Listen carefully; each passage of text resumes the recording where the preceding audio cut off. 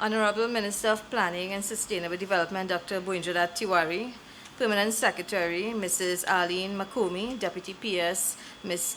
Joanne Deraj, Chairman of the Council for Competitiveness and Innovation, Mr. Richard Lewis, Vice Chief of Defense Staff, Brigadier General Anthony Philip Spencer, General Coordinator for the ACF, Ms. Beverly Can, members of the media, ladies and gentlemen, invited guests. A very good morning to all of you, and thank you for taking the time out of your busy schedule to be with us here today. The 8th ACF has been in planning since September last year, when the chair was passed over to Trinidad and Tobago to host the conference. But even before that, the honorable ministers had the foresight to nominate Trinidad and Tobago to host the forum in 2014. The issue of competitiveness, the main focus of this forum, has been one of Dr. Tiwari's passions since his days as Pro-Vice Chancellor of UWI, where in conjunction with the IDB, he established the first Caribbean Competitiveness Center. It is the same passion which he has brought to the Council for Competitiveness and Innovation, now chaired by Richard Lewis and the Ministry of Planning and Sustainable Development, and that the alignment of the goals of the ACF should be aligned to the mandate of the Council and government's policy on competitiveness and innovation.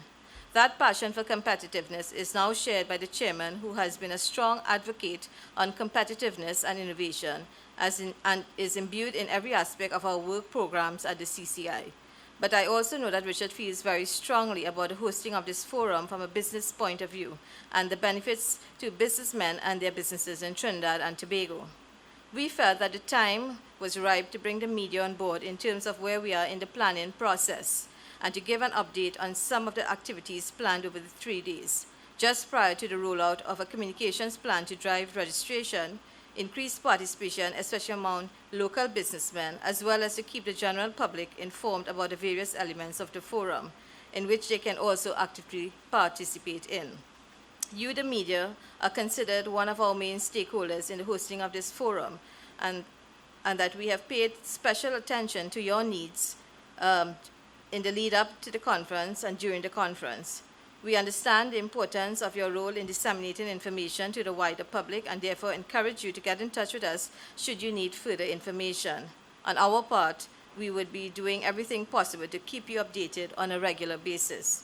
I also want to let you know that the press conference is being streamed live on the ACF website via GISL, so that the regional and international media, as well as some of our stakeholders, can also participate.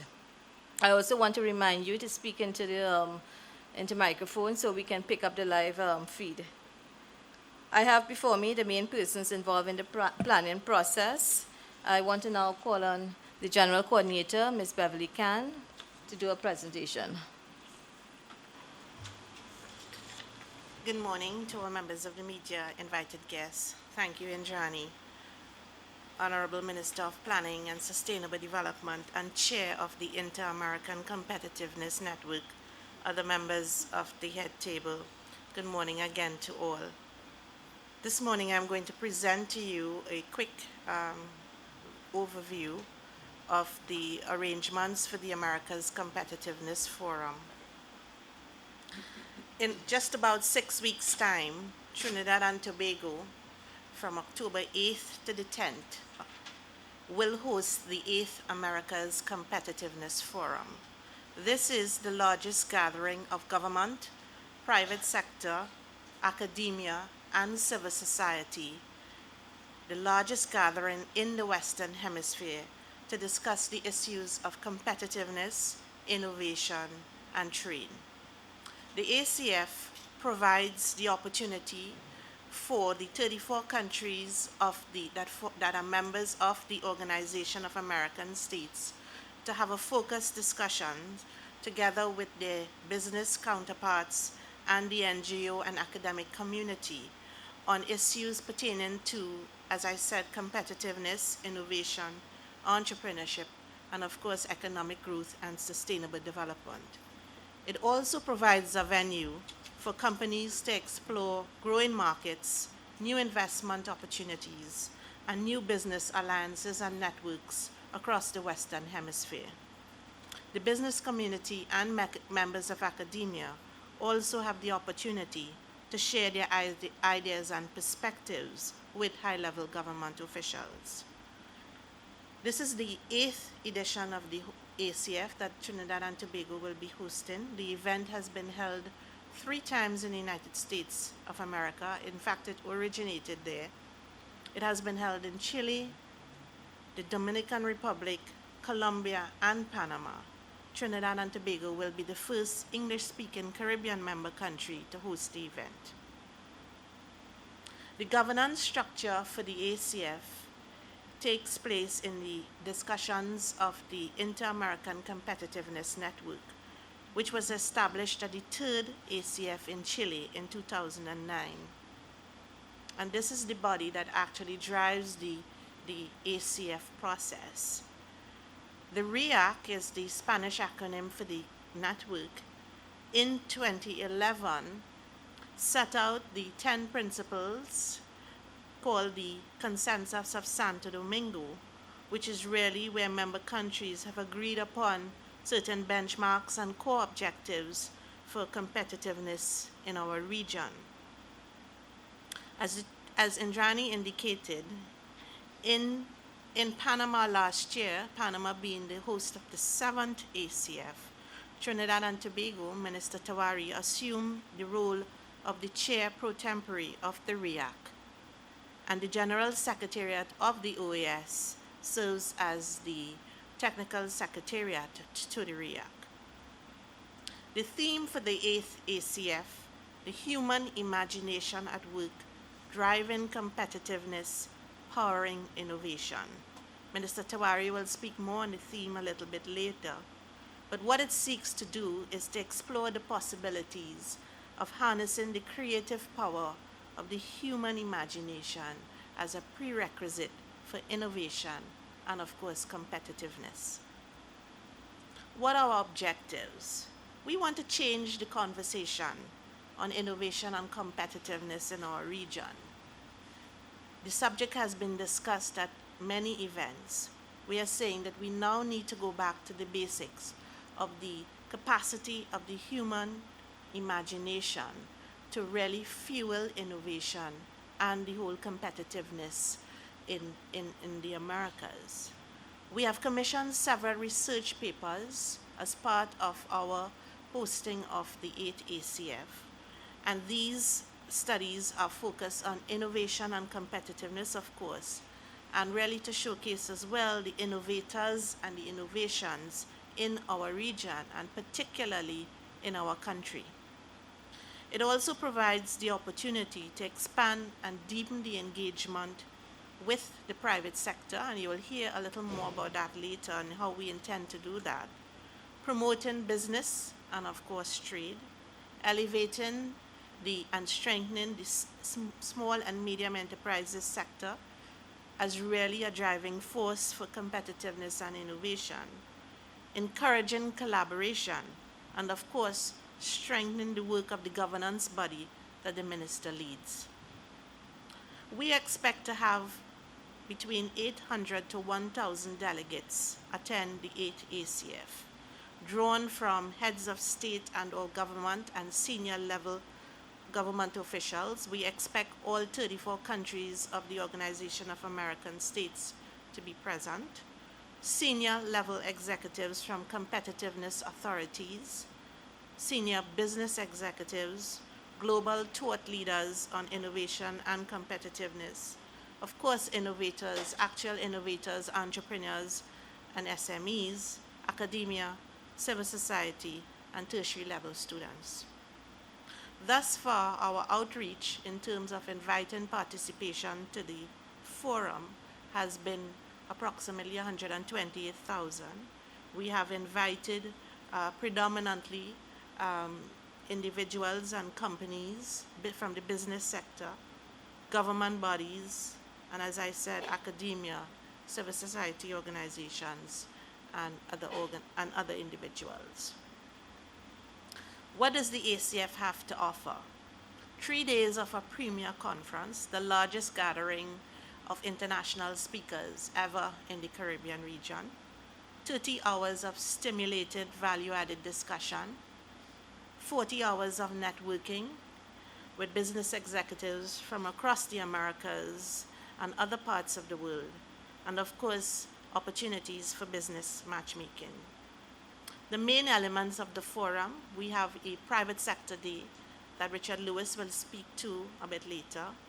We have, very importantly, a working session of the Americas Business Dialogue, which is an initiative of the American Chambers of Commerce and the Inter-American Development Bank, really to have a contribution from the business community of the hemisphere to the seventh Summit of the Americas, which will take place in Panama next year. We also have business-to-business and business-to-government meetings. We will arrange meetings with our keynote speakers. Individuals who register to be delegates will have that opportunity. A diverse range of panel discussions, 6 in all. And of course, we have the Innovation Village that the Brigadier General will speak to, as well as a festival village and craft market. The 6 panel discussions will focus on the issues of financing, energy, creativity, innovation, research and application. We want to highlight some breakthrough innovations and breakthrough innovators. The services industry is really a main driver of innovation, especially in this hemisphere, and of course the importance of innovation in education. At the VIII ACF, we will also launch, in collaboration with the Inter-American Development Bank, Invest Americas.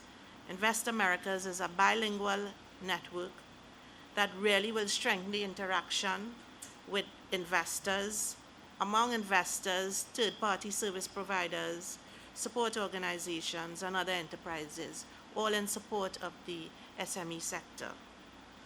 The Connect Americas platform as well will be utilized to facilitate business matchmaking, and that is an online platform in which investors, suppliers, and clients come together and share their knowledge, and they meet online and are able to discuss opportunities for collaboration. The VIII ACF takes place over a 3-day period, starting on October 8th, Wednesday, October 8th, and you have in your packages the full program, and we will start on that day with the entire day really being dedicated to the Forum for Partnership in the Americas. And as I said, you'll hear a little bit more about that. We have an opening ceremony that will take place at the National Academy for the Performing Arts, and yes, it will be ready. And we will follow with a cocktail reception. At the Radisson on the next day, the Thursday, we'll have a working session of the Americas Business Dialogue, as I indicated previously. And then, of course, the REAC will meet as part of the governance structure of the ACF. We will also have a very high-level dialogue between business and the heads of delegation that will be coming to the ACF to discuss how the private sector agenda will be pursued at the next Summit of the Americas in Panama.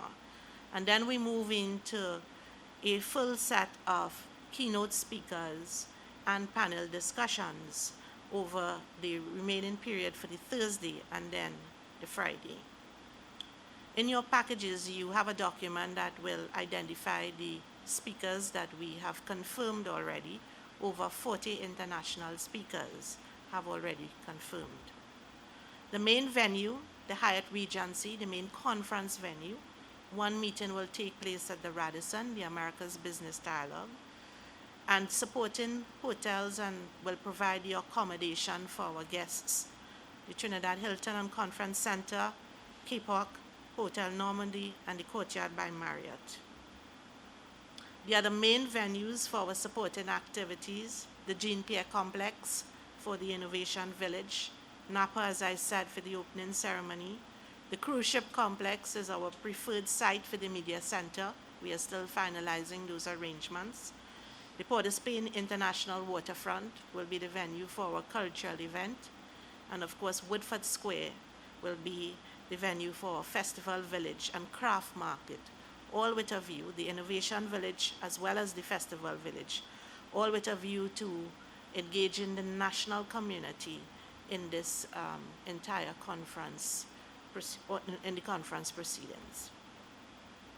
The festival village will be staged on Hart Street in Port of Spain, next to Woodford Square, of course, and it will be a part of celebrating the 100th anniversary of our capital city. It's being led by the Ministry of National Diversity and Social Integration, and it will feature our top craft artisans and their products, and it will open from Wednesday to Friday between 7 a.m. to 7 p.m. On Friday evening, we will have a special portrayal that is being organized by Mr. Rubadiri Victor in collaboration with the Minister of National Diversity and Social Integration. And this will really showcase in a carnival type setting and in terms of our costuming, the whole issue of the village of 8 gates. And if you go onto our website, you will get the full details of the concept behind the portrayal. For the information of the media, we will be establishing a media center facility. As I said, our preferred site is the cruise ship complex adjoining the Hyatt Regency. There will be an open space, workspace for media. We will have accommodation for approximately 60 journalists, Wi-Fi access, live feeds directly into the media center. Journalists will have access to recorded pool footage, video and audio, and to be able to take their photographs. They will have access to all their supporting services, and we will broadcast in English and Spanish. The media center will open from the Tuesday and run until the Saturday to accommodate all media personnel. Local media houses will be allowed to register a maximum of 5 media personnel within their respective establishments, and they must be accredited. And then we will issue day passes to the following media: 2 journalists and a camera person from each television media house, 2 journalists and a photographer from the newsprint media house, 1 journalist from radio station, and 1 journalist from other publications. We will also provide in video footage. A dedicated cable channel will provide broadcast access to local media houses. We'll have a live feed from the media center that will be sent directly to the cable company. All media companies will therefore have access to live video signals. And we want to ensure that our journalists and our media personnel are well accommodated. We have commenced registration for the 8 ACF. There is a fee attached to it. There are no fees attached to media attending, but you must register because you will not have access to the venues. There will be controlled access into every single meeting and into the Hyatt Regency, the floor that we will occupy. And there is a fee. The early bird fee has closed. It closed on Friday. And the fee now is $2,000 locally. And of course, for academia, government, multilateral organization, and NGOs, it is $375 US. And for international private sector, it's $450. You can visit our website. We are on Twitter and Facebook as well. Thank you very much. Thank you very much, Beverly. Beverly has outlined a number of initiatives focusing on the national community. One such event is the Innovation Village. I now invite the Chief of Defense Staff, Brigadier General Anthony Phillips, to say a few words. Thank you very much, Madam Chair. I want to begin by on a point of correction, indicating that the Chief of Defense Staff is Major General Miraj. I am still the Vice Chief of Defense Staff. In fact, I am the representative of the Trinidad and Tobago Defense Force on the local organizing committee for the 8th ACF. And in that regard, I must express not only on my own behalf, but on behalf of the entire national military establishment and organization, our pleasure at the fact that an innovation village will in fact be included in the 8th ACF, which Trinidad and Tobago has the privilege to host. I think if we look at the theme of the 8th ACF, the inclusion of an innovation village is self-evident. The theme makes it very clear that it is the human imagination that powers innovation. And in that context, you might be wondering why the military would be so pleased and keen to see innovation included in an event like this. I just want to remind you that innovation is a decidedly and decisively futuristic and strategic imperative for sustainable and integrated development. That's what innovation is to Trinidad and Tobago now, particularly when we recall that our medium-term policy framework, which of course comes out of the Ministry of Planning and Sustainable Development, the theme is innovation for lasting prosperity. Lasting prosperity speaks to an issue of sustainability. It speaks to a very strategic approach, posture and perspective. And so from the perspective of the military, where, just to remind you, a strategic perspective on posture is a kind of default mindset for the military profession. So as a member of the local organizing committee, there was a natural connection with the issue of innovation and how the National Military Institution could assist in ensuring that Trinidad and Tobago would derive maximum benefit from hosting the ACF. We think that an innovation village can serve to fire and inspire the imagination of our future generations. And so as I go along to outline very briefly the key high points of how the innovation village will go, I will want to just point out to you, particularly when we come to the slide that deals with the target audience. Right, so just a quick overview, and perhaps even before I go into the overview, I should highlight another very clear benefit of having the innovation village. We know in Trinidad and Tobago that we are continuing to develop our national security architecture from a strategic perspective. And in fact, right now, being led out of the Ministry of National Security is a very integrated whole of government approach to developing a national security policy and strategy. And it's interesting to note that among the enduring interests that we've begun to identify for Trinidad and Tobago in the context of innovation, sustainability is one. Beyond that, we recognize that innovation must be one of 7 key platforms to secure the future of this nation. Having said all that, and I presume that's sufficient background, the Innovation Village really is intended to be a place and a space where people experience and get exposed to innovation live.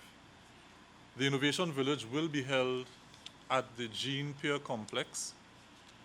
It will run over 3 days from the 9th to the 11th of October. On each of those days, it will go from 9 a.m. in the morning to 9 p.m. at night. And so during that experience, we hope to target companies in Trinidad and Tobago who may have been just involved in routine imitative type industrial practice, not very competitive. And so we are hoping to inspire a greater emphasis on research and development and innovation that would really enable greater and sustainable development as we go.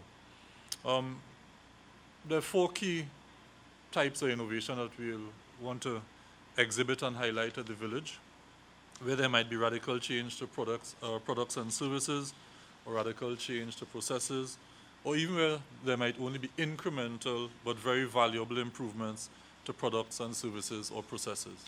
Next slide. The village will provide an ideal opportunity for international networking, and I think Beverly dealt with that in sufficient detail. But I refer to the importance of the awareness building One of the innovators we're really looking forward to having at the village is a gentleman from Argentina who 2 years ago was given an award in Europe as a leading international innovator. He began at the age of 11 with his first invention. We hope that as our own secondary school students come through and listen to him in one of the innovation talks that we'll have as part of the village's activity, we could inspire and fire their own imagination for the benefit of our countries. The matter of a symbolic space. You know, some people hear about innovation, but it's only when you really go and experience a space where you understand more palpably and tangibly how innovation comes alive and how you can contribute through your own imagination to bringing innovation alive. That's when inspiration occurs. And so that's what we want to create. It's a real opportunity to connect to the people of Trinidad and Tobago so that the ACF is not just seen as a meeting of representatives from abroad, but that this event has some national public appeal and generates sufficient interest. Next slide, please. We'll focus on 4 major sectors or industries. We'll focus on ICT, of course. If you're talking innovation, it's hard to avoid exhibiting ICT. We'll focus on defense and security, health and safety, and the environment. And so the village will be focused on those 4 areas. So you would have one component of the village where you'd have a plethora of ICT type innovations, and then defense and security. We've already begun to get responses of the types of exhibitors coming, and so we look forward to keeping the media informed as we go along on your talk shows and all of the other opportunities that we may have to build interest and awareness of what will happen at the village. Next slide, please. For local business sector, it will also be an opportunity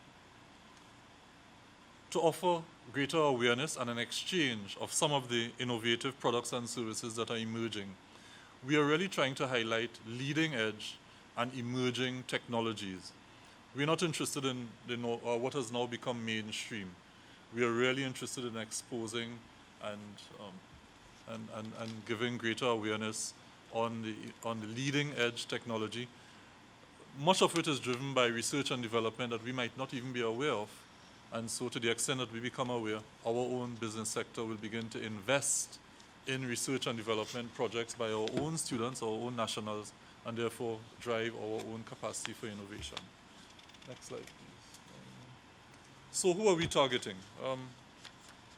I want to focus on the largest component of our target audience, and you see it is secondary and tertiary students. We want to inspire the next generations.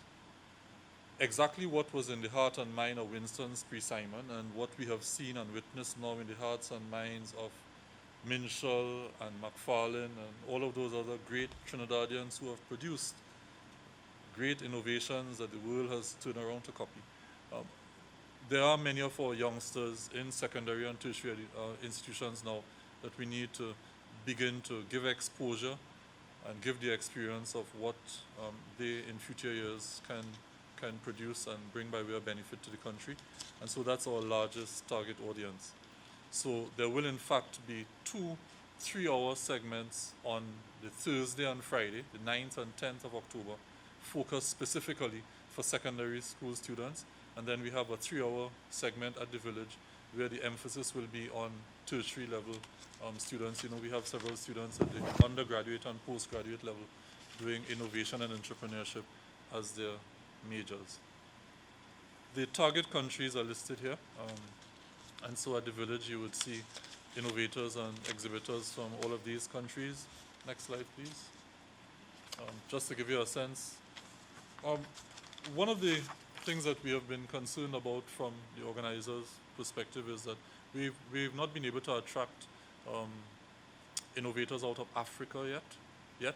There is discussion ongoing, but we're also aware of the global public health concerns, and so we are managing that very carefully as well.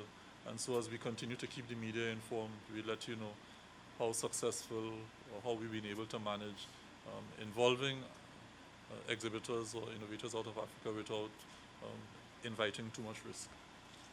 The layout of the village is here, and I know we'll distribute to you packages, and in your questions and answer section, we'll be able to provide you with greater information. You know, innovation is what manifests the will of our people, and the will of our people is the will of the nation. I think we have an excellent opportunity here in this innovation village to fire and inspire the will of our people and the will of our nation for sustainable benefit as a developing country in the future. Thank you very much. Thank you, Brigadier. I just want to add, in addition to what the Brigadier is saying, is I know from the Council for Competitiveness and Innovation, some of our local innovators through the Ideas to Innovation program will also be part of that innovation village. So some of our local talent will be showcased there as well. I would like to introduce Mr. Richard Lewis, Chairman of the Council for Competitiveness and Innovation, to give an indication of the private sector engagement in the ACF. Good morning, ladies and gentlemen, members of the media. My role this morning is twofold. I am here in the capacity as Chairman of the Council for Competitiveness and Innovation, which is an advisory board in the Ministry of Planning and Sustainable Development. Entrusted with the mandate of increasing the competitiveness and innovation capacity of the country. It's natural, therefore, that the CCI would play a very important role in the planning of the 8th America's Competitiveness Forum, being hosted in Trinidad and Tobago, as you have been told, in early October this year. As a local businessman, I see the endless possibilities and advantages of networking with my counterparts locally, regionally, and internationally during this conference.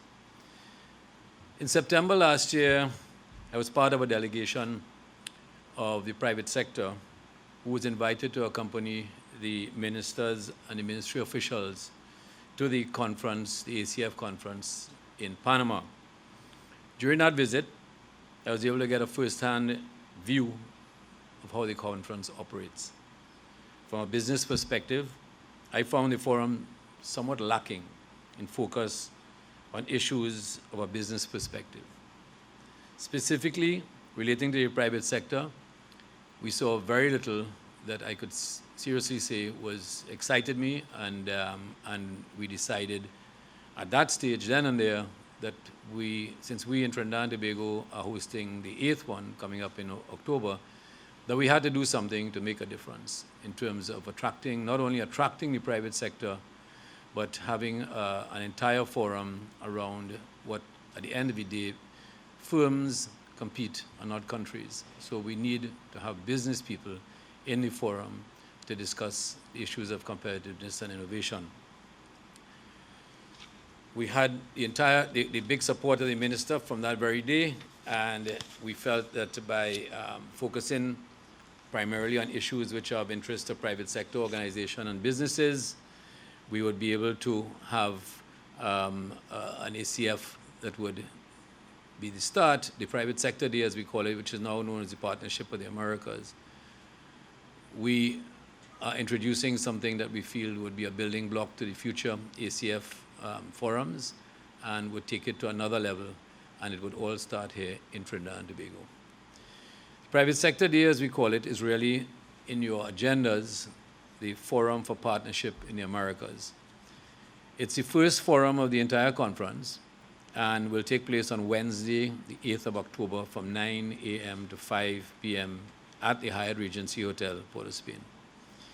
This entire day of activities is being organized by the Council for Competitiveness and Innovation. And we have contracted international speaker Gabor George Burt, who is the inventor of the slingshot methodology, which is the methodology we are going to use to carry the entire day, to assist in the development of the agenda and facilitating the event. This forum has only a seating capacity of 300, And when we have reached our full capacity, this forum will be closed off. I therefore encourage the local business community to go to the ACF website to register very early. The Forum for Partnership will be opened by Dr. Tiwari in his capacity of Minister of Planning and Sustainable Development, but also as chairman of the Inter-American Competitiveness Network, known as REAC. It will feature 3 sessions by renowned speakers Gabor George Burt, Daniel Levine, and Peter Sage. Now, I would encourage you as Presto, I know they all like going on the internet, you can certainly Google all 3 of these speakers, and you will see the level of speakers that we are bringing to the table for this important conference. Daniel Levine will take the first session, and he will discuss the use and the power of trends to make your products, well, when I say so, the products of the private sector, irresistible.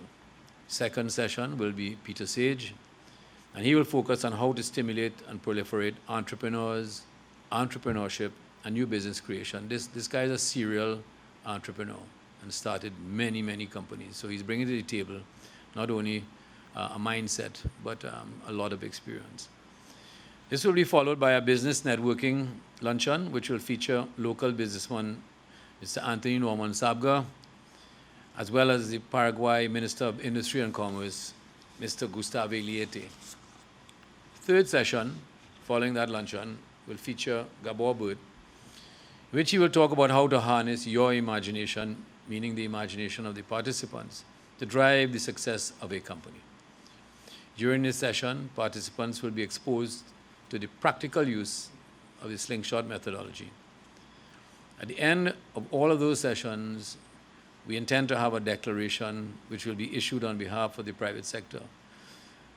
We are hoping that there will be 2 Caribbean initiatives, 1 Latin American initiative, and of course 1 Full Americas initiative. Since we are having it in the English-speaking Caribbean, or the Caribbean per se, we are a little bit biased, and we are hoping that we can get 2 very strong private sector initiatives for the Caribbean region. Just quickly, there are 4 deliverables or takeaways for the participants.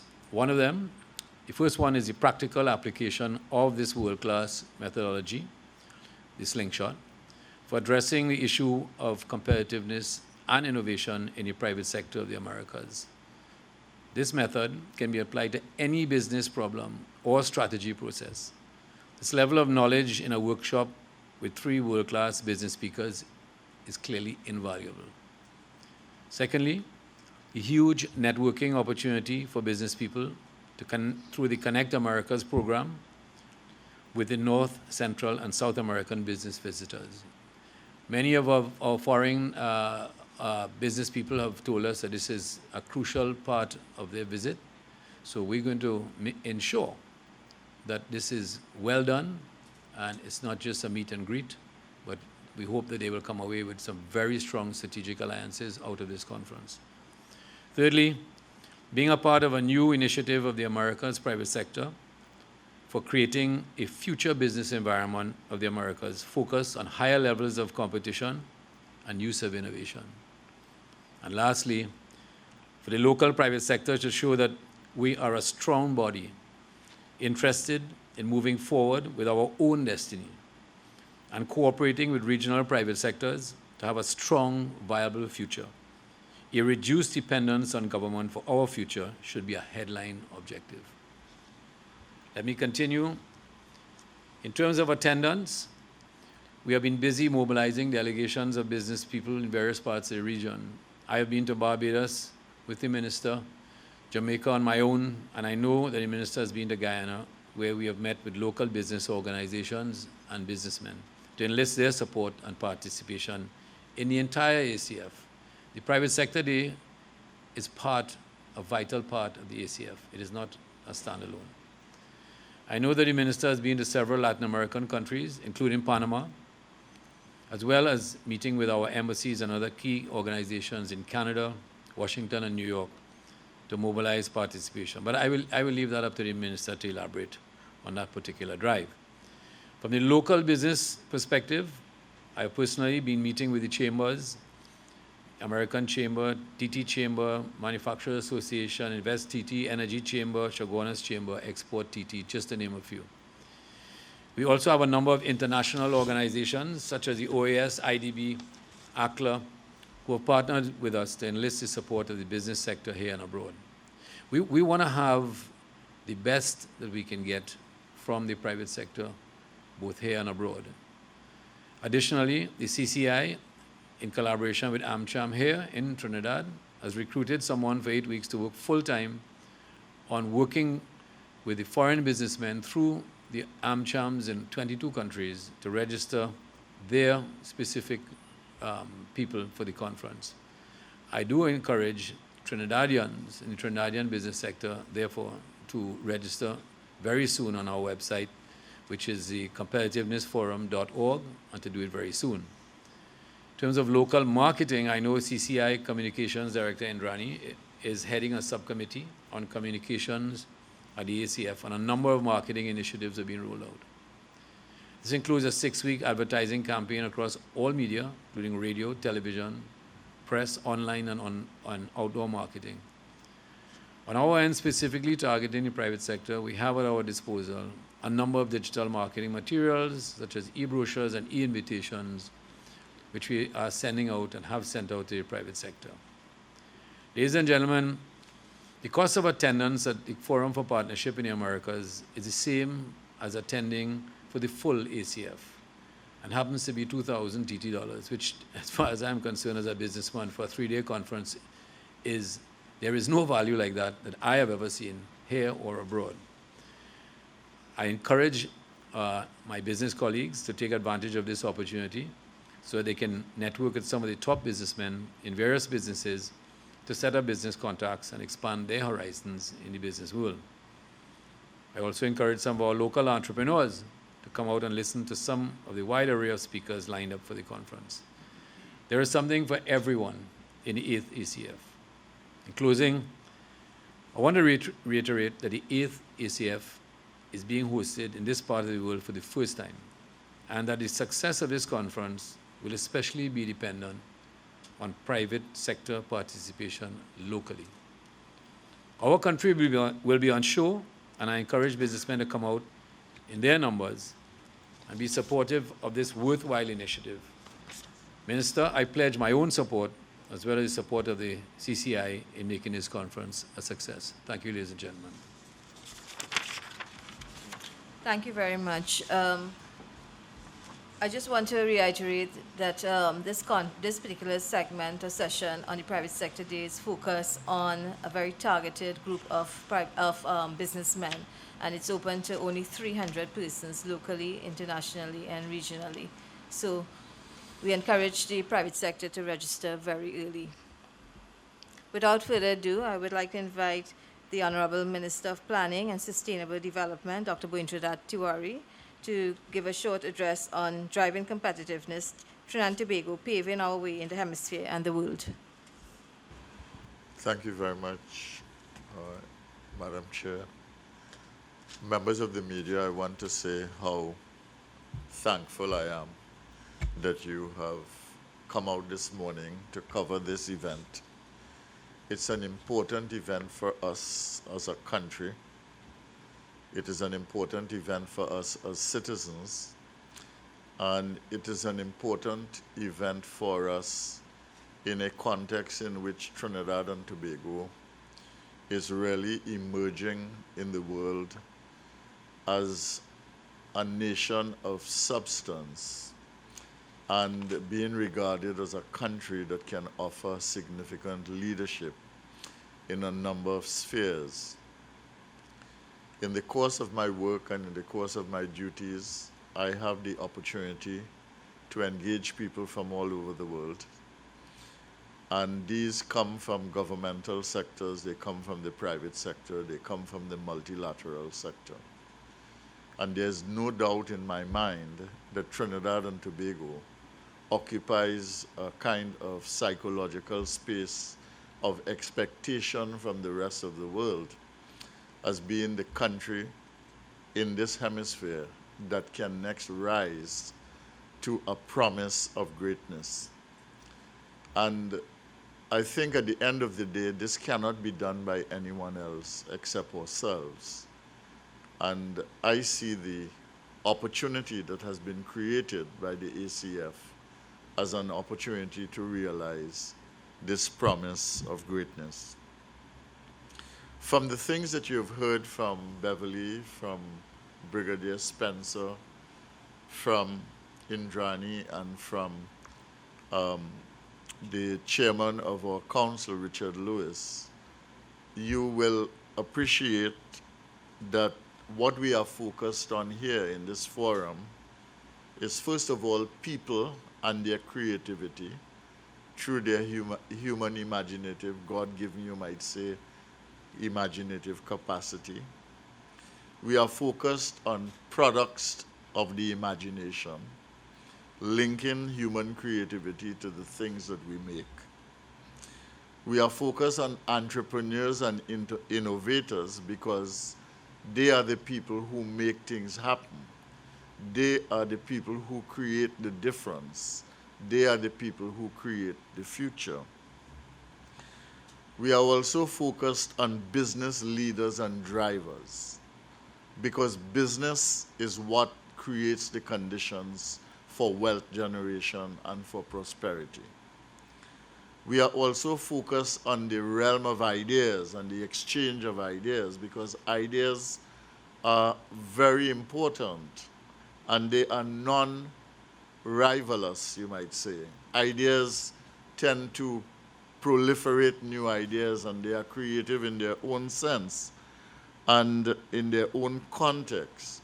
And with the proliferation of these ideas and the engagement of people from the hemisphere and the world, we are really seeking to transform thinking about the way we live, about the way we work, about the way we create, about the way we organize our societies and the way we organize business and the way we organize the relationship between government and business and society and education systems.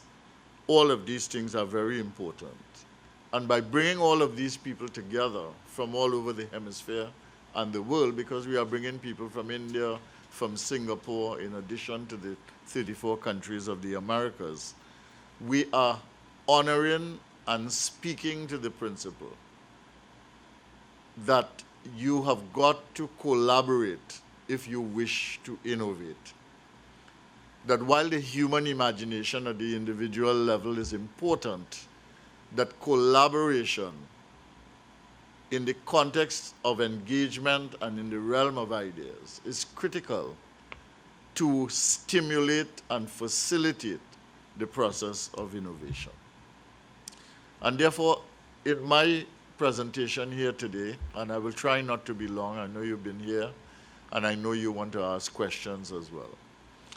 I want to speak to the issue why this theme, the human imagination at work, driving competitiveness, powering innovation. You've gotten little snippets of why from each of the speakers here this morning. But this was chosen, this theme was chosen in order to transform current thinking on competitiveness and innovation. If you look at the literature on competitiveness, you will see that it is written about and spoken about in the context of efficiency and effectiveness, and in the context of technological applications, and sometimes in the context of the link between education and industry. If you read the literature on innovation or you hear people talk about innovation, you will see that it is most centrally linked to research, to science, and to technology. But central to competitiveness is creativity.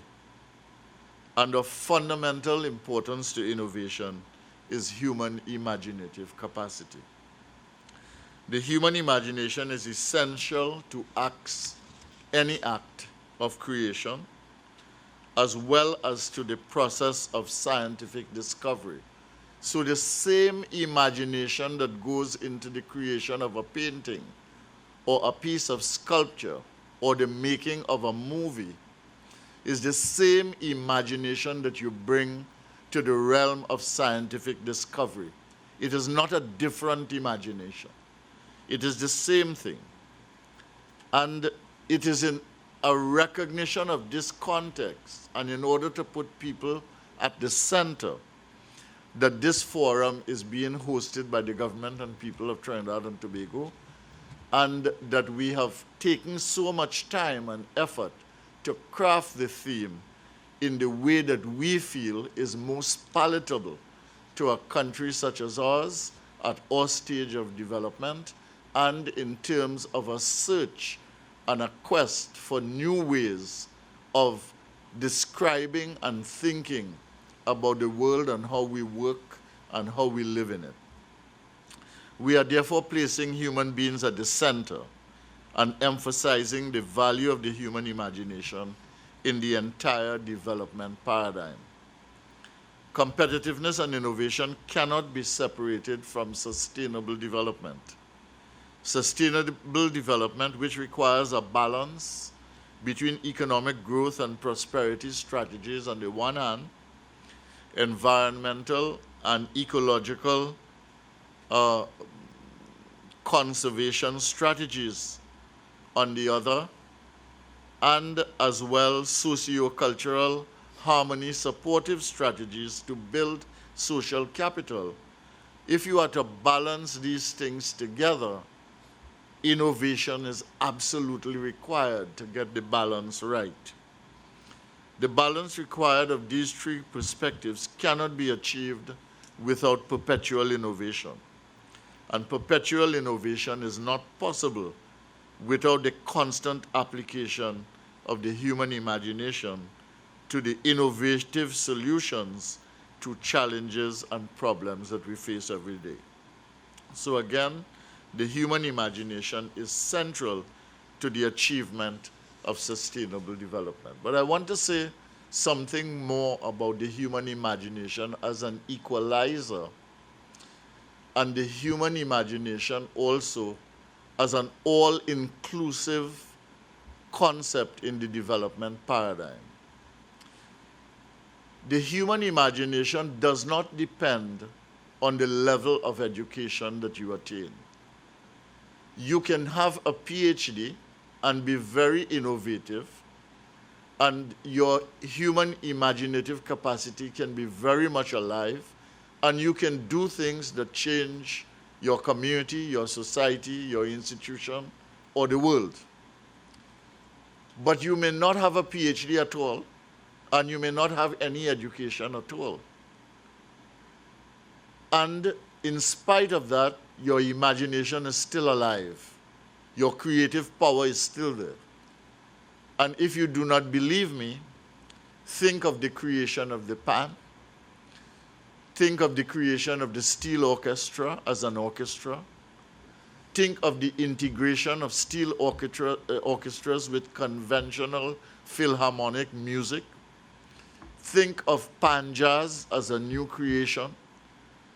And think of the blending of the sitar and the steel pan with other conventional instruments to create an entirely new sound and an entirely new way of presenting music and engaging the world in music.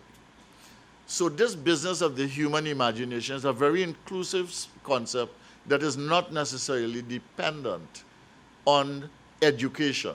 Not that education is not important, and not that education cannot make you more innovative. It can, properly done, but it does not depend on it.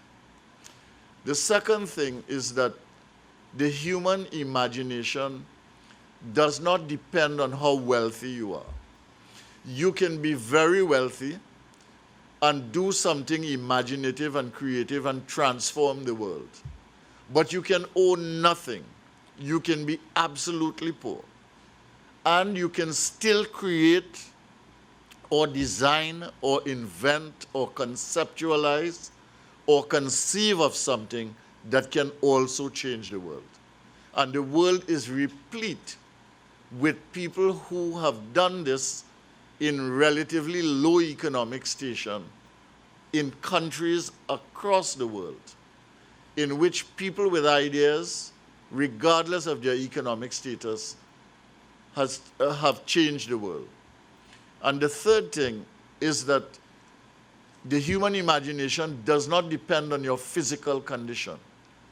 You can be an athlete and you can imagine yourself doing 100 meters in 9 seconds, and you can push yourself, seeing it, and you can make it happen. But you can be in a wheelchair and still use your human imaginative capacity to create something. And this example you can see in, I forget the famous scientist now, physicist at the University of Cambridge, Hawkins. You can see that where it has not limited his imagination, the fact that he can hardly move out of a wheelchair. And this is important to recognize, so that the human imagination is an absolutely inclusive concept, putting human beings at the center. And if we are going to have competitiveness, innovation, sustainable development, we must put the human imagination and the human being at the center of that process. So there is a method behind our strategy. Now, who are our partners in this enterprise? Some of them have been mentioned already. The Council for Competitiveness, we mentioned.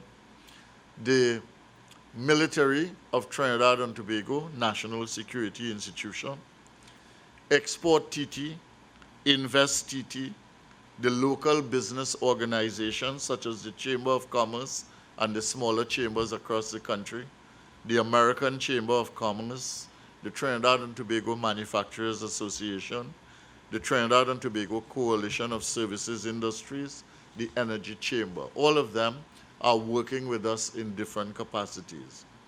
And then we have a number of international partners who are not just supporting, but who are paying some of the bills, so to speak. Andean Development Bank, known as CAF, the Inter-American Development Bank, the Caribbean Development Bank, the Organization of American States, the American Chambers of Commerce of Latin America, and Compete Caribbean, which is an arm focused on the Caribbean from the IDB located in Barbados, and Caribbean Exports. These are some of our partners. The companies in Trinidad and Tobago, and these are not a full list because some are still coming on board, Digicel Caribbean,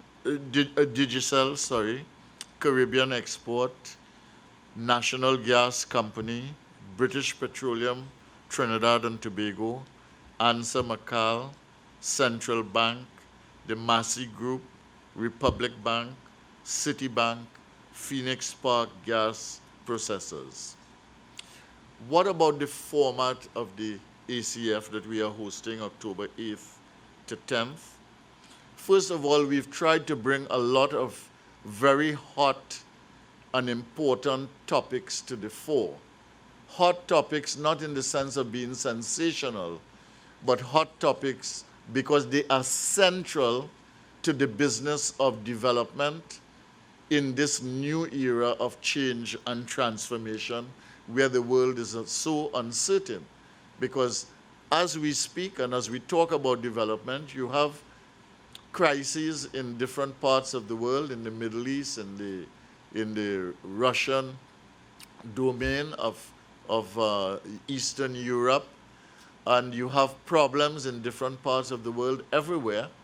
You have challenges which are very big of trying to deal still with the crises in Europe, with the crisis, evolving from the 2008-2009 crisis in the United States and Europe. All of these things are very much a part of us, but the development strategy needs to continue, and we need to proceed. So we have taken the complexity of the world and the challenges for development and brought them together in terms of topics. So, as you have heard, we have a strong private sector emphasis. Why? Because businesses drive growth and prosperity and create jobs in the world. And they are very important for Trinidad and Tobago. Then, governmental cooperation. Why? because you can hardly do anything in one country anymore. You need to collaborate. If you want to deal with security in the Caribbean, you've got to collaborate with all the countries and governments of the Caribbean. If you want to open up trade, you've got to have governments collaborate. And private-public collaboration. Why? Because the time is long gone when you can think of business competitiveness without thinking of public sector competitiveness. Because if your public sector and your private sector in your country are not competitive and innovative together, then your country is not going to be as competitive and as innovative as it needs to be. My own permanent secretary, Mrs. Arlene Makumi, has just led a project in which she has engaged some 400 people in the public sector on this theme of innovation, in which we have had them in classroom exposure, engaged with facilitators who would have addressed the issue of innovation in the public service. For your country to be competitive, both the public and the private sectors need to be competitive. Now, you've had an outline of what is happening on the 3 days. I just want to emphasize one or two things for you. One is that you heard Richard talk about the Forum for Partnership in the Americas, which is all private sector. But the thing about that is that this is going to be business looking at what business can do about its own condition in order to improve business performance, business effectiveness, and business and export growth. And they are going to be examining that in the context of how do you stretch the boundaries of the human imagination in order to do that. So the question of the imagination is going to be brought front and center to the issues of private sector growth and development. On days 2 and 3, we're going to have a number of governmental meetings involving ministers of trade, economy, planning, etc. from across the Americas.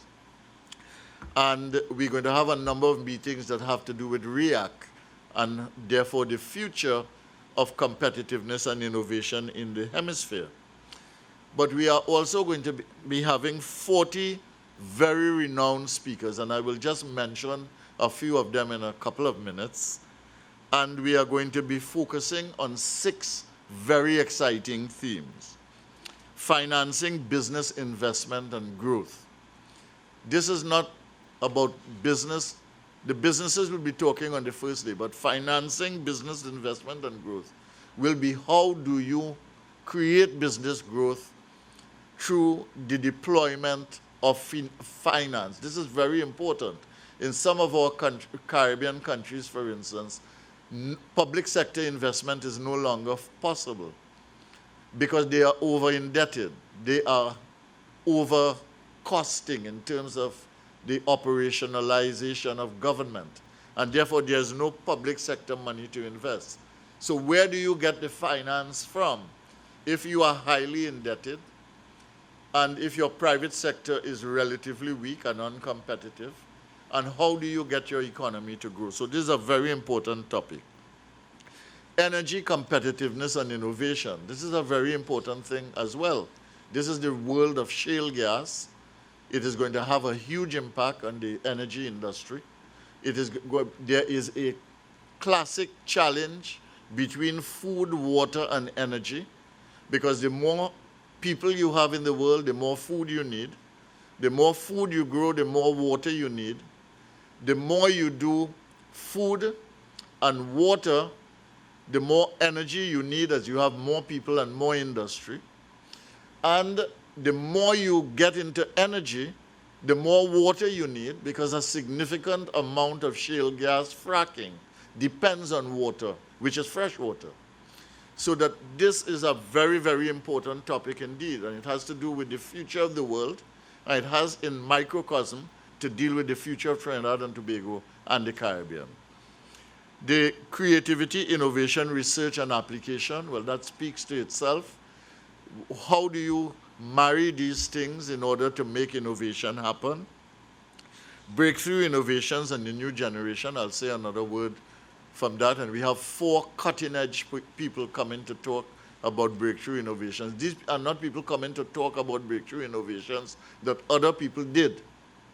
These are people coming to talk about breakthrough innovations that they made. All right? These are people talking about their own experience, and all of them are under 30, I think. Then you have services industry as a driver of innovation. Some of you may know that we had a press conference a couple of days ago where we had Zona America in Trinidad and Tobago to help us with a project that we have under the IDB for promoting global services. So this services sector is very important. Why? Because the services sector in Trinidad and Tobago contributes 64% of the employment in Trinidad and Tobago. And if you can grow services, you can grow high-end jobs in the economy. And innovation in education, I don't have to tell you that the world is moving fast, innovation is proceeding at a pace, and education is remaining behind. You know that. This is not true of Trinidad and Tobago. This is true in the world. The education systems in the world are very slow to respond to the innovative requirements that are necessary for the new era. And therefore, we have a number of people talking about innovation in education to try and stimulate the ideas about what we need to do in education. Okay? Because the whole world of education is changing, and the driving power of innovation needs to be brought into the classroom.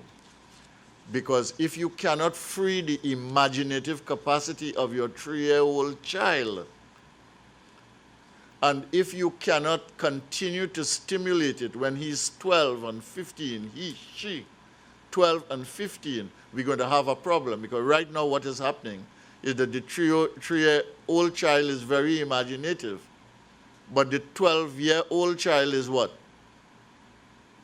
SEA constricted. And then you have CXC, CSEC, constricted again, although that is becoming a lot more innovative now. I had something to do with that when I was at the University of the West Indies. I helped to revise about 16 of their subjects, taking the view of critical thinking applications to their curriculum, and therefore they changed about 16 of their subjects, and they are going to continue to do that. The other thing that we have, besides these themes, is that we have Connect Americas. Trinidad and Tobago was the first country to be connected to this creation by the IDB. We were in Bahia at an IDB meeting. Beverly was with me, my permanent secretary was with me, and we were the first country to be connected to Connect Americas. And that brings together, I think, 40,000 businesses, small and medium enterprises from across the Americas. And all of these people, as they register, will be able to connect with these things to build partnerships before they come here so that they can talk about business partnerships. And the Inter-American Bank, along with the American Chamber of Commerce here in Trinidad and Tobago, will be working together to make partnerships possible when people come here. So they will be doing the business matching. Then Invest Americas will also be launched. That would be basically, again, a connector forum for investors from the Americas. And that would make it easier to engage people that you might want to invest in your own country. If some of them come here, the conversation can be continued. If some of them are not registered yet, and a company from Trinidad is interested in partnering with them, we can connect with them and invite them to come so that we can have a business discussion. The other thing that is happening on the Thursday is America's Business Dialogue, which is something that the IDB and the ACLA, the American Chambers of Commerce, are working together to do. And that, again, is very business-focused. It is collaborative. It is focused on the Americas. Let me tell you where the world is going, whether or not we see it already. I think 20 years ago, I said that when we were doing the NAFTA was a big thing at that time. I said that the inevitability for NAFTA was that there would have to be a community of the Americas very much like the European Union, because you're going to have a borderless Americas. And more than that, if you did not have a borderless Americas, people would simply walk from wherever they are, if they were in distress, to another country where they could find economic support in order to make sure that they were okay. Because migration would be the dominant force governing the competitiveness and the growth and development of countries. Well, you see it happening now. People are leaving Honduras and Guatemala and they are walking to the United States, and you have thousands of children that they have to take care of. So the future of the Americas is that you're going to have one economic space in the Americas. There are not going to be any borders of the kind that we have here traditionally. Although all the countries want to hold on to them, it will not be possible. And the end result is that unless you have growth and development in every pole of every country in the Americas, you're going to have disparate economies of scale and opportunity, which are going to lead to lawless border crossings. So that the only way you can solve the political and migration and sometimes health problem, because you're seeing it now with Ebola, is by managing the economics, managing the business, managing the growth. That is why these things are so important. And therefore, this business of the Americas business dialogue, bringing the businesses together to talk about these things, and bringing the businesses to talk with government. And our Prime Minister, Mrs. Kamala Persad-Bissessar, will be leading for 90 minutes, together with some of her ministers and the ministers from across the hemisphere. She will be leading a discussion with some of these private sector people, leaders, to talk first of all about investment in Trinidad and Tobago, but also to talk about the future of the Americas and the growth of business in the Americas. So we are going to use this opportunity very, very strategically in order to address the challenging issues of development. But I want to say to you that you have to see in your own imagination where the world is headed. Nobody would have thought 20 years ago that Europe would be what is essentially one geographical space. And that is going to happen in the Americas. It cannot be avoided. And therefore, you have to prepare for it well in advance, because there are security implications, there are health implications, there are serious implications for borderless worlds. Now, who will make the difference in terms of relevance and meaning in this conference? I want to mention one person who has not been mentioned. A fellow called Dr. Bruno Lanvin, Lanvin. He is the Executive Director of Global Indices, and he is also the head of INSEAD, the French European, in France, the European Institute of Business Administration. Now, why is this man important? It's because he is the person who compiles and writes the Global Innovation Report. This year, he completed the Global Innovation Report. And do you know what is the title of that Global Innovation Report? It is the human factor in innovation. You know where he got that influence from? Because he's been talking with us for a year, and he knows the theme of this one. So already we are beginning to shift the conversation about innovation. Before you used to hear science, technology, this, that, etc. But the human factor in innovation is what they emphasize. Now, what will he do in Trinidad? He is coming to speak about what are the challenges that Trinidad and Tobago faces to become an innovative nation, and what we need to do to make a quantum leap.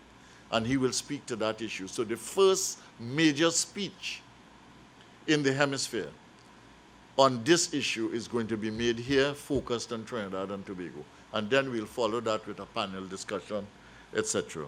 So he will speak to innovation in Trinidad and Tobago and how we can leap forward. And he has recently published The Human Factor in Innovation. Now, another person we're going to have is Carmen Gisela Vergara. Now, she is the Secretary General of the Secretariat for the Central American Economic Integration. Why is she important? Because the Caribbean inevitably will have to break the borders first with Central America. We are already involved with Puerto Rico and we're involved with Dominican Republic. But more and more we're becoming involved with Honduras, with Costa Rica, with Panama, with El Salvador. All right? I met recently with a Salvadoran investor who is investing in Trinidad and Tobago. And the Central American continent, that part of the continent is going to have to open up. And there's going to have to be more integration. And therefore, that is very important. We're going to have a young man called Craig Leon. All right? He works right now for Institutional Investor, but he's a filmmaker in his own right. And Craig Leon has a company called The Future History of Films. And he's going to show a half-an-hour film on alternative food production strategies. And 80% of those food production strategies are in the Caribbean. It is Caribbean people he has come and filmed to show us an alternative way of doing things. And therefore it has serious implications for global issues about agricultural production. And he's going to show a film about that. We're going to have Dr. Howard Alper. Who is he? He's the chair of the Science, Technology, and Innovation Council of Canada. Canada is one of those countries when it was in the doldrums in the late 1970s and 80s. They took a very early decision in provinces like New Brunswick and other provinces to do IT in spite of what else they were doing. And you go to Canada now and the entire innovation system is based on an ICT infrastructure that they started to establish in the late 1970s. I know because I was there when they were doing it. And I was part of some of the discussion because I was then a member of FOCAL, which is an international group that the Canadian government supports as a kind of think tank for development. And I was involved in that in the 1970s and 1980s. And so we are bringing him to share his knowledge and experience. He has shared with us already the report that he has done for Canada. And we have that. We're going to have Franz Johansson, Chief Executive Officer of the Medici Group. He wrote 2 books, The Medici Effect and The Click Moment. I'll tell you quickly what those books are. The Medici Effect is that you can't have innovation without collaboration. And he shows you how you need to have a mixture of talents in order to make the collaboration really creative. And The Click Moment is a book which belies the thinking that you have to do research for 30 years before you could make an innovation. And it therefore aligns innovation to the point of execution. And therefore it's very important. The Permanent Secretary has been using the Medici Group in order to drive innovation in the public sector. And we have Penny Low, who is the president and founder of Social Innovation Park in Singapore. This is very important because we have a program here, an Eye to Eye, in which a number of innovations are coming that are focused on business. But we also have 2 other programs, a partnership between Kariri and Microsoft, in which they are looking at innovations that are ICT-based, and a partnership with the World Bank, in which the World Bank is funding innovations that bring solutions to climate change problems. So that these social innovations are becoming more and more important because the problems you have to solve are not only business problems. They're not just business solutions. Some of the things that you have to solve, you can bring a business solution to that has huge social impact. It can be in finance, it can be, there are companies that do this all the time, in which the communities become part of the whole business proposition. And therefore, we really welcome her, and she will do workshops with people who are interested in social innovations here in Trinidad and Tobago. And I talked to you about the breakthrough innovations. I don't know if you've ever heard about Stadium Red. Well, Claude, I don't know how you say that last name, Danau, do you say the Z? Zandau, head of Stadium Red is going to be here. Very, very creative, innovative person. Suhas Gopinath from Global Inc. He has a company in Bangalore. He has a company in the Silicon Valley in California. He's a billionaire. How old do you think he is? 26 years old. Now, that fella has something to say. And we want to hear what he has to say. Okay? And hopefully, we can even do some services business with him when he comes. And then we have Mehul Trivedi. He founded a company called Noise Toys, which has to do with basically innovation in how you record music. And his company was bought over by another big company called Jawbone, which is a competitor with Bose. You know Bose with all the, right? So they are the main competitor to Bose. The company bought over Noise Toys, and they asked him to work to develop this part of the business, which they just bought over. And he's going to be here. And then we have Kiran Akal, who invented the chai rum, which is doing so well all over the world now. But he's done other innovations. He's from a company called Infinite Worlds, and he's also going to be here. I want to tell you that we're going to have Maria Cristina Capello, who is in charge of public policy for Google. They are going to be here, and I think Google are also exhibiting in your forum, in the Innovation Forum. And we're going to have Mark Day, responsible for global public sector engagement for Microsoft. He is also going to be here. So we're going to have some of the big players in ICT. And I think among the people who are coming, I think the CEO of PepsiCo has already signed up to, the vice president of PepsiCo has already signed up to come. We have about 155, I hope it's more than that now, we took it this morning, 155 people already registered for the program. So what will make the difference and how will things connect? You have the two private sector forums that I mentioned, the private sector forum, which Richard is leading, and the business collaboration with the IDB and the ACLAs. You have 6 thematic panels, which I mentioned. You have 40 plus speakers. They are local, regional, and international. I didn't mention the local and regional players, but you will see who they are. Some of them are abroad, some of them are in Trinidad and Tobago, some in Barbados, some in Jamaica. We have one media speaker. You might be interested in that, and we're trying to get a second.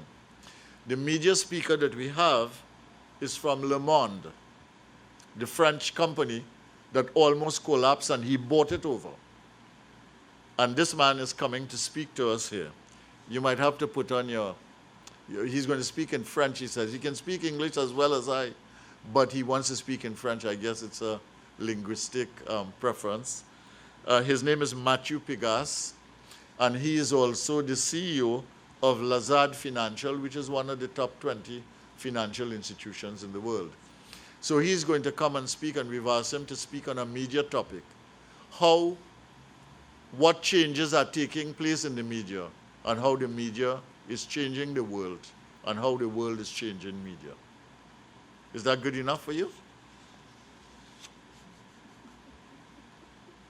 Is that good enough for you in terms of interest? How media is changing, how media is changing the world, and how the world is changing the media.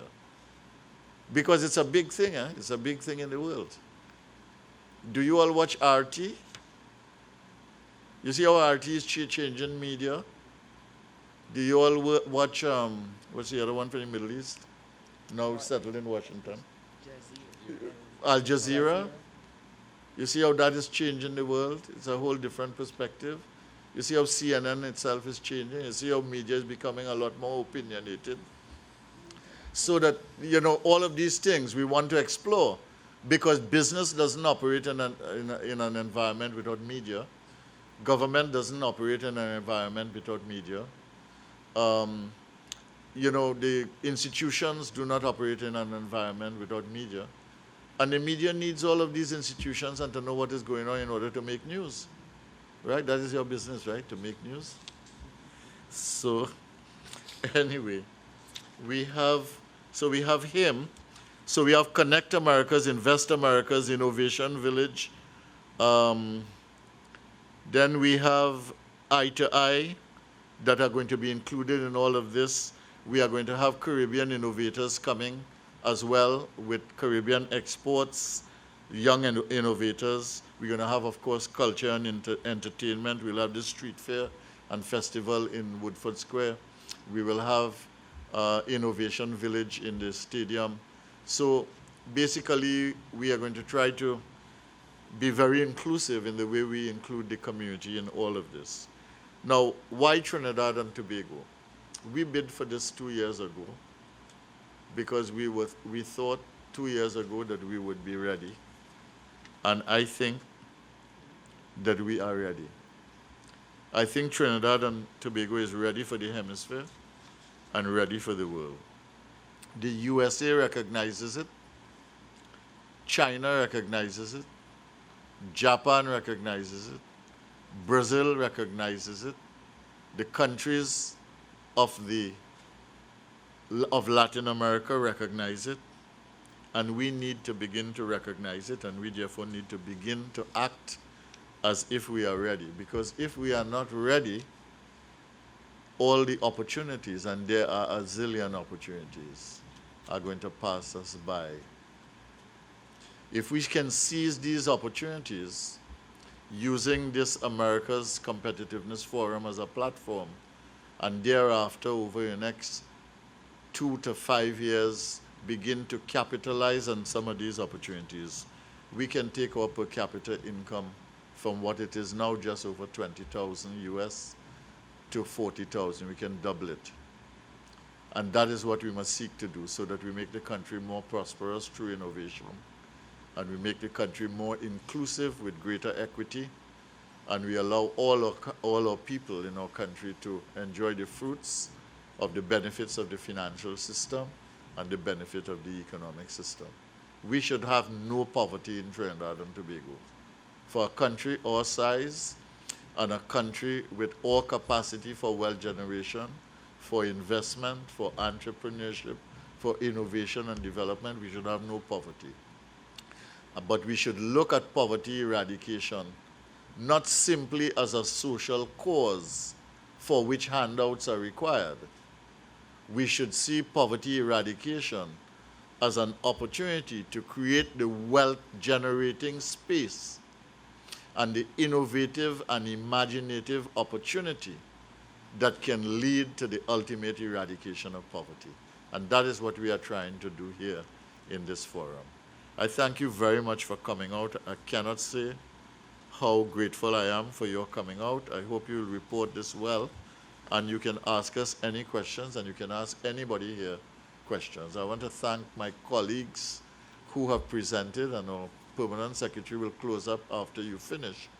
But I want to thank my colleagues for being so much in charge of their various portfolios and giving you a good idea of what is going on in terms of ACF preparation. Thank you very much. Thank you, Dr. Tiwari. I will now open the floor for questions from the media. I just want to remind you that this press conference is being, it's online, it's a live feed. So if you would kindly speak in the microphone, I think there's a microphone there, you can pass around. Please identify your name and your media house when you're asking your questions.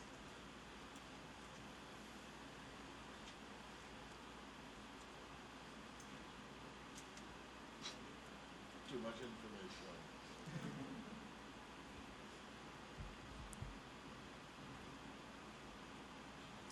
You all are okay? You all right? Okay, well, you want to say something? Okay, you sure you're okay, huh? Give you a chance to answer questions. Ask questions. All right, so you sure you're okay? Okay. Okay. Thank you very much. I mean, I guess we must say that it indeed takes innovation, strategy, patience, and fortitude, all demonstrated here this morning, to plan events of this magnitude and significance. Now that we are more informed, and by the fact that you have not asked any questions, I would say that we really have given you a lot of information. But we also hope that at this point in time, you are more engaged in what we are doing and more interested. We must therefore applaud our speakers for giving and sharing that information and those insights that will keep us interested in the forum taking place in October. Allow me to take a moment to extend my thanks and commitment on the proceedings this morning to you, the media. A media launch becomes successful only if its intended audience arrives. And we have a very good representation here this morning.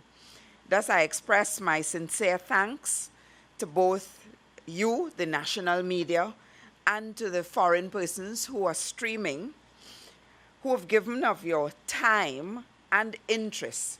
Your presence has made this launch, which is a critical step towards meeting our objectives, a very real, successful event.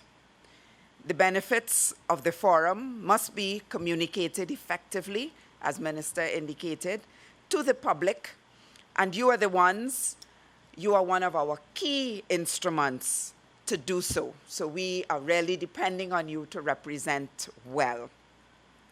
We look forward to your participation in the forum. I would also like to extend appreciation to our presenters, my minister, Dr. Bohindradat Tiwari. Thank you for your leadership, for your continuously challenging us to excel, for your support, and for your innovative ideas, because he leads by contributing as well. To Mr. Richard Lewis, Chairman of the Council for Competitiveness and Innovation, for sharing with us the collaboration highlighted by the public-private partnerships that have worked together to ensure that this country and countries of the Caribbean and Latin America increases its competitiveness. To the Vice Chief of Defense Staff, Brigadier General Anthony Philip Spencer, you have made the Innovation Village a must-see prospect, not only for me, but I'm sure for all citizens of Trinidad and Tobago, Latin America, and the Caribbean, and all those who are attending, so that, ensure that you register and that you go to see and take part in the Innovation Village, because it will be extremely interactive as well. To Dr. Indrani Bechan Prasad, Communications Director for the CCI and Head of the ACF Communications Subcommittee, thank you for your warm welcome and the work your team is doing in ensuring that we receive maximum participation, coverage, and promotion of the ACF. To Ms. Beverly Khan, General Coordinator of the ACF, it is with profound respect that I recognize you and your team for your innovative ideas, your quality work, your negotiation and communication skills, all towards making the forum a success. I'm aware that it is sometimes very daunting and that there are a number of obstacles that you would need to transcend, but so far you've been able to do an excellent job. I would like to say that this launch is indeed a signature moment as we progress towards October 8th to 10th, 2014. Your efforts and your participation will contribute significantly to the success of this forum. I wish all of you my heartwarming thanks for your presence this morning, whether live here or streaming with us, and hope that you have a very blessed and productive day. Thank you very much.